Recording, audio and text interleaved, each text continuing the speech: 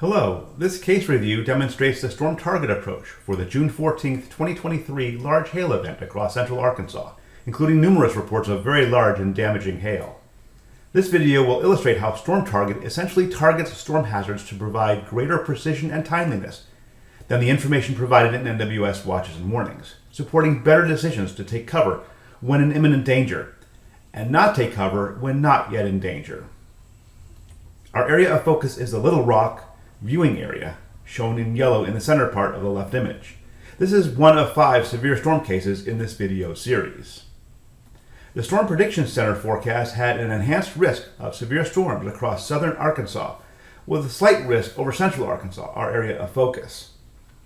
The environment appeared to be quite favorable for tornadoes and very large hail, given a favorable overlap of strong instability and shear. Early on, it appeared the main focusing mechanism for storms would be across southern Arkansas in the enhanced risk area, but prior convection generated a northward moving outflow boundary that moved over central Arkansas in a region of maximum instability and deep layer shear. Another outflow boundary was moving slowly southward over northern Louisiana, with divergent surface flow over the enhanced risk area across southern Arkansas. The significant tornado parameter was substantial across the southern half of Arkansas, indicating potential for tornadoes as well as large hail and damaging winds. This set of visible satellite images shows convection to the south of the area of concern, which has pushed an outflow boundary northward across south central Arkansas, where new storms were starting to form by 2030Z. This was the most favored area of Arkansas for severe storm initiation during the next 2 to 3 hours, as southern Arkansas was worked over by prior storms. Compare this area of south central Arkansas, highlighted in the green shade, to the larger severe thunderstorm watch, covering a large area for a nearly 7.5 hour period. We're downscaling the area of potential in time and space, and we're focused on the next 2 to 3 hours in the green area. Again, our focus is the Little Rock TV viewing area, shown in yellow. The area of short-term threat covers much of the southern half of the viewing area, except for the southernmost counties with less short-term potential further north, as indicated by the green area on the monitor graphic on the right. This graphic is recommended through 7 p.m. as given in the chat message shown below. By 5:30 p.m., we have severe storms over south central Arkansas, and by 7:30 p.m., we have a few severe storms with very large hail across interior southeast Arkansas, with a few new cells over southwest Arkansas. Over the next 2 to 3 hour period, the threat extends over interior southeast Arkansas, as well as still over southwest Arkansas, with model guidance suggesting potential a little further north through 10 p.m. This is indicated in the chat message. Now let's look at some snapshots of this event to compare the official warning polygons to the likely prepare and action areas from the Storm Target Initiative. Let's start around 4 p.m. local time. We have an impressive supercell capable of at least baseball-sized hail that's tracking along the very southern part of a severe thunderstorm warning area. It's actually moving a little more southward than the warning polygon would suggest. We also have a left mover up in western Yell County that's moving a little north of east. That's outside of the warning area. In this environment, these kind of left movers can be notorious for producing large hail. So how would the threats appear using the Storm Target approach? So here we have an action area for the big supercell, again tracking a little more southward and eventually moving out of that warning polygon area, and a prepare area further downstream, providing longer lead time for Garland County, given this significant threat for hail. And then we have the left mover for the north and western Yell County. Not showing severe hail yet, but the environment is very favorable. And again, these storms can be notorious for large hail, so we would have a prepare area stretching across central Yell County. Note the difference there in the indication of threat areas between the Storm Target approach and the official warnings.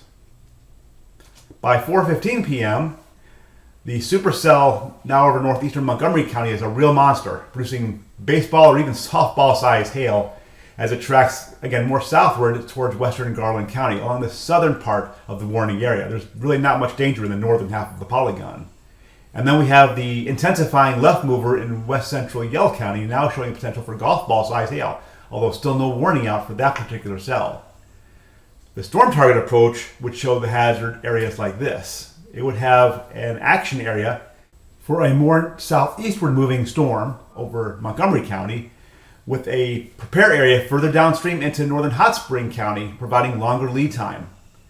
We would have another action area for hail with the left mover in Yell County, with another prepare area further downstream in northern Perry County, again providing substantial lead time. Again, quite different than just looking at the warning polygon. By 4:45 p.m., we now have a warning for the left mover, although that storm is still tracking a little north of east, and now the threat is over the northern part of the polygon with minimal threat in the southern half of the warning area. We have a action area tracking that one right across eastern Yell into far northwestern Perry County, with a prepare area further downstream into Conway County, again providing longer lead time for the threat of hail. Further south, you see the monster supercell moving out of the initial warning polygon, so another overlapping warning has been issued.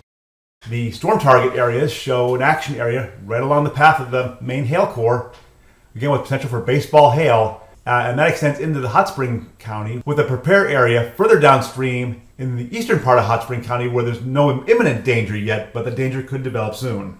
Again, a better display of threat information and levels of threat compared to just the warning polygons. By 5:30 p.m., we have this cluster of storms that show potential for 1-inch hail. However, it's moving rather quickly eastward and will soon exit the warning polygon. So as we look at Wachita County, at the moment, officially there is no indication of imminent danger. If we look at the storm target approach, we show the action area covering the eastern part of the warning polygon, but we also have that prepare area further downstream starting to highlight the potential for a threat, something to have to pay very close attention to over the next 30 to 60 minutes. By 5:50 p.m., the storm is moving out of the polygon, still showing at least a 1-inch hail threat. And as you can see, the storm target area now highlighting action area for Wachita County, with the prepare area further downstream into the next county, providing longer lead time of this potential threat. By 6 p.m., we finally have a new warning that's covering the area for the storm. And as you see, we also have the red action area and yellow prepare areas. The threat is really over the southern half of the warning polygon, as highlighted by the action area. So we're downscaling this larger warning to focus on where the actual area of imminent threat is. As we approach 7 p.m., we have multiple severe storms, and you see the warning polygons for them. These storms are moving at a pretty good easterly clip, so as you can see, they're soon going to move out of the polygons, with not much alerting given ahead of the storms further downstream, just based on the warnings alone. Let's take a look at the storm target approach, which shows 3 action areas representing these storms extending downstream for 10 to 20 minutes. And as you see, they all extend well outside of the warning polygon, providing that imminent threat lead time even outside of the polygon. And then you see the prepare areas further downstream, providing the 30 to 60 minute lead time of a potential threat for large hail. So quite a different display of threat areas and timing between the storm target areas and the official warnings. We see the same thing at 7:20 p.m., another example. If we compare that to the storm target approach, quite different. We have, for example, the southern severe storm that's over the southern part of the warning, about to exit pretty soon, and you see the action area extending outside of the warning area, with the prepare area further downstream. And the same is the case for the hail-producing storm in northern Cleveland County, about to exit that warning area. We see the action area extending downstream into Lincoln County, with a prepare area further downstream. For the northeastern storm, again, the main threat is in the northern half of the warning polygon. There's not much of a threat in the southern part of the polygon, and this is represented by the action area shown here. All of which is described in the chat messaging that you can see below. Numerous reports of hail, including very large and damaging hail, were received across central and southern Arkansas, as shown by the green and black indicators on the storm report map. The black indicators representing 2-inch or larger diameter hail. In this case review, we had an event in which the threat for the central and southern part of the Little Rock, Arkansas TV viewing area was within the first 3 hours of watch issuance, and then later extending across the eastern and southeastern part of the viewing area. Note much fewer storm reports in southern Arkansas, which had been between the outflow boundary to the north in south central Arkansas and the outflow boundary over northern Louisiana. Hopefully in this case demo you observed multiple instances of prepare and action information that downscaled warning information such as to cover the areas of threat better, and provide longer lead time than official warnings, even providing threat information where warnings were not in effect. Please refer to the website storm-target.com to view other case demos in the video series. Thank you.